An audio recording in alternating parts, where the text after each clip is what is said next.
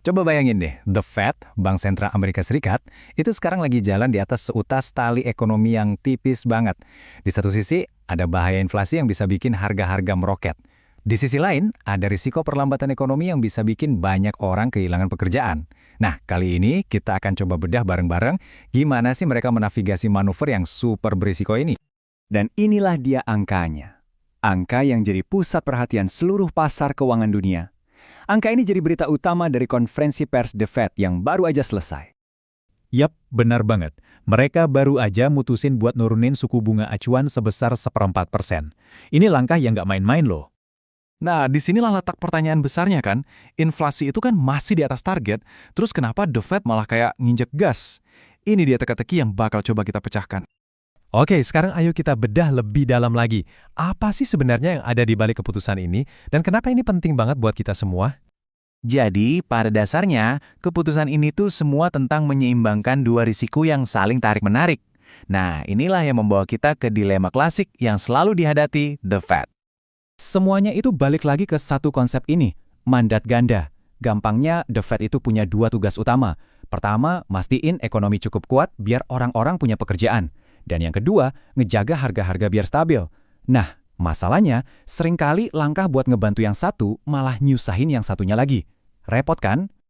Dan di slide ini nih kita bisa lihat dilemanya dengan jelas banget. Di satu sisi, data pasar kerja mulai nunjukin tanda-tanda melambat. Artinya resiko orang kehilangan pekerjaan makin besar. Ini jadi alasan kuat buat The Fed nurunin suku bunga. Tapi, di sisi lain, inflasi masih bandel di angka 2,8%. Dan resikonya malah bisa naik lagi. Ini justru jadi alasan buat naikin suku bunga. Bener-bener kayak kejebak di tengah-tengah. Ketua The Fed sendiri, Jerome Powell, udah ngerangkum ini dengan pas banget. Setiap pilihan yang mereka ambil pasti ada resikonya. Nggak ada jawaban yang gampang sama sekali di sini. Lantas, gimana caranya mereka coba keluar dari situasi yang rumit ini? Ternyata, mereka punya rencana yang terdiri dari dua bagian.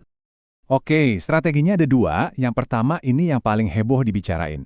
Potong suku bunga. Dengan nurunin targetnya, The Fed bikin ongkos pinjam uang jadi lebih murah. Buat kita-kita, ini bisa berarti cicilan KPR atau mobil jadi lebih ringan. Buat perusahaan, ini dorongan buat investasi dan buka lapangan kerja. Nah, bagian kedua yang gak kalah penting adalah menghentikan yang namanya quantitative tightening atau QT. Anggap aja ini kebalikannya dari cetak uang. Selama ini, The Fed tuh kayak lagi nyedot uang dari sistem ekonomi buat ngademin inflasi. Dan sekarang, proses penyedotan itu mereka hentikan. Dan kita nggak lagi ngomongin angka kecil loh di sini, skala program QT ini gede banget. Selama 3,5 tahun terakhir, The Fed udah nyedot uang senilai 2,2 triliun dolar. Sekarang, proses raksasa itu dihentikan. Terus, kenapa dihentikan sekarang? Ini tuh kayak sinyal. The Fed seolah-olah bilang, oke, kita rasa remnya udah cukup pakem nih. Waktunya berhenti menekan sistem keuangan lebih jauh lagi. Kalau Anda pikir ini semua udah cukup rumit, tunggu dulu. Ada satu masalah besar lagi. The Fed itu pada dasarnya harus ngambil semua keputusan ini sambil nyetir di tengah kabut ketidakpastian yang tebal banget. Kabutnya ini ada beberapa lapis. Pertama, mereka kekurangan data ekonomi penting gara-gara ada penutupan pemerintahan. Kedua, nggak ada yang tahu pasti gimana dampak jangka panjang dari perang tarif terhadap inflasi. Dan ketiga, yang menarik, bahkan di dalam The Fed sendiri, para pejabatnya punya pandangan yang beda-beda banget soal langkah selanjutnya. Powell sendiri punya analogi yang keren banget buat ngejelasin ini.